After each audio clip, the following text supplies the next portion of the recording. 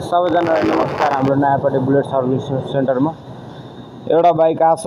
हाम्रोमा यो ठोटर बडी दाइले तराईबाट चेन्ज गरेर आउनु भएको छ हैन। अब एफजेड V2 हो। अब के ठोटर बडीको प्रब्लम यसमा थिएन अनि ठोटर बडी प्रब्लम भनेर अनि चेन्ज गर्दै रहेछ। तपाईहरुले देखाउँछु के प्रब्लम छ भनेर। यहाँ आउनुस्। यहाँ हेर्नु। को मिस्त्रीले यहाँ नट पनि कसा छैन। यहाँ नट पनि कसा छैन। यतिको छोड्दै रहेछ।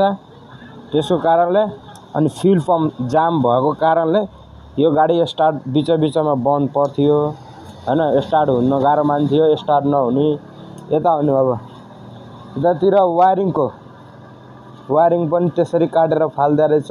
मेन वायरिङ जुन फ्युल पम्प चलाउँछ त्यो वायरिङ।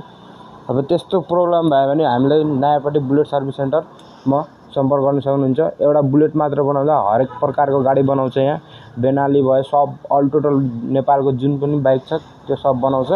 तपाईहरुलाई यस्तो समस्या आयो भने हाम्रो नयाँपट्टि बुलेट सर्भिस सेन्टरमा भिजिट गर्न सक्नुहुन्छ। हाम्रो दाइ उहाँ हुनुहुन्छ। के छ दाइ? त्यो बनाएको कहाँ हो? हजुरले चाहिँ भनेको जुन समस्या हुनुहुन्छ त्यही राम्रो समस्या हो। यही समस्या नि भयो। उता त मलाई ठक्या छ। हजुरले चाहिँ भन्नुभएको जुन समस्या त्यही समस्या मेन समस्या मेरो गाडी चाहिँ ठीक पार्दिनु हैन। अब के भन्नु, अब उहाँबाट पनि मिस्टेक भयो होला तर यस्तो मिस्टेक नहोस् हैन। यहाँ आउनु त सबैजना यहाँ आइदिनु होला। धन्यवाद। अब यस्तो तपाईहरुलाई के भन्न चाहन्छु, मिस्टेकले छुटिन्छ हैन।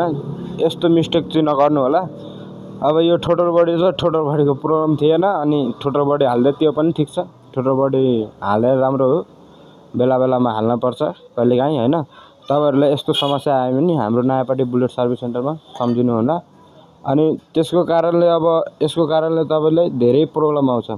तपाईको यसको कारणले तपाईको CDI TCI सब बुढ्यो भने तपाईलाई बढी खर्च लाग्छ। त्यही भएर मिस्त्री दाजुभाइहरुसित म भन्न चाहन्छु कि यस्तो चाहिँ काम नगर्नु होला। बिस्तारै काम गर्नु होला। अलि राम्रोसित काम गरेर कस्टमरलाई दिनुहुन्छ ठीक छ। किनकि पैसा जति भने त्यति दिन्छ कस्टमरहरुले।